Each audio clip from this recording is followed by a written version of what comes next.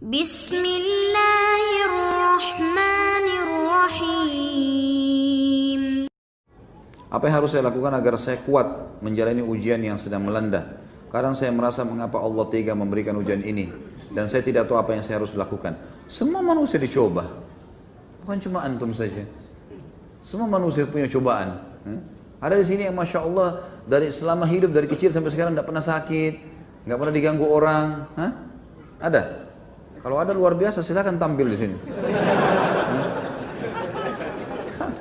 Orang semua dicoba, gitu kan? Ada cobaan yang datang memang untuk meninggikan derajat seorang mukmin.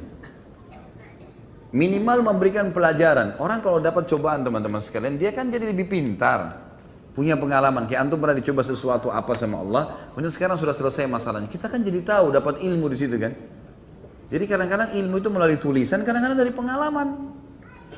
Mungkin teman-teman yang sering ikut pelatihan, cara yang paling efektif menanamkan sebuah poin pada seseorang, itu ada pelajaran dengan tulisan dan ada pelajaran dengan praktek lapangan. Praktek lapangan ini punya pengaruh, itu maksudnya pengalaman. Seperti itulah kurang lebih. Memang pengalaman karena itu menjadi ilmu yang luar biasa. Makanya dikatakan pengalaman adalah guru yang paling baik, gitu kan?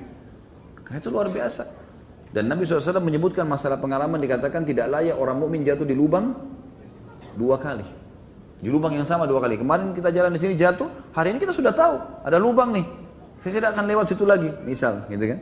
Atau di situ ada sesuatu yang berbahaya buat saya, maka jangan kita lewat. Ya sudah begitu kan?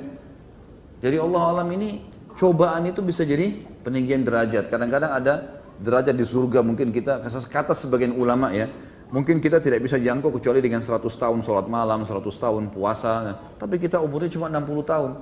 Allah coba dengan penyakit 10 tahun, atau bangkrut usaha, atau ada masalah apa. Insya Allah dengan itu diangkat derajatnya. Diangkat derajatnya oleh Allah SWT. Yakinlah, hadis Nabi SAW, Allah tidak akan menguji seorang hamba melampaui kapasitasnya. Antum mampu laluin. Kan gitu. Tinggal bagaimana mempelajarinya. Oh ini saya sedang hadapi masalah ini. Kira-kira jalan keluarnya apa ya? 1, 2, 3, 4, 5. Sama kalau kita mau ujian. Besok kita mau ujian matematika. Kita pelajari bukunya. Teori ini, teori ini. Kemudian besok kita coba. Ya. Ada yang keluar kita jawab sesuai dengan apa yang kita baca. Seperti itulah. Ya. Jadi jangan protes Allah Subhanahu Wa Taala. Karena Allah pasti sangat sayang dengan kita. Cobaan seberat apapun akan menjadi kasih sayang Allah.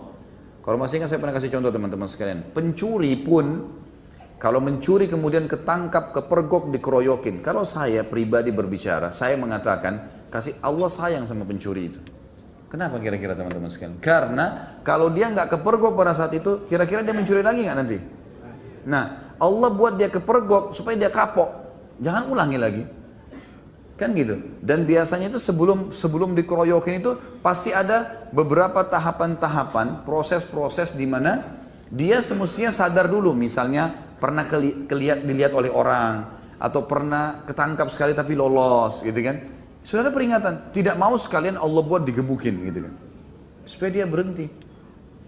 Ada orang subhanallah kalau antum pekah, kata sebagian ulama, kalau seseorang pekah mensyukuri nikmatnya Allah, pekah dalam menyelamatkan diri dari cobaan-cobaan dengan doa-doa, dengan wirid-wirid yang disunnahkan baginda Nabi SAW, zikir pagi sore, doa-doa yang dibaca, apa saja yang bisa menyelamatkan dirinya dari masalah dibaca, dilakukan sama dia sesuai dengan syariat.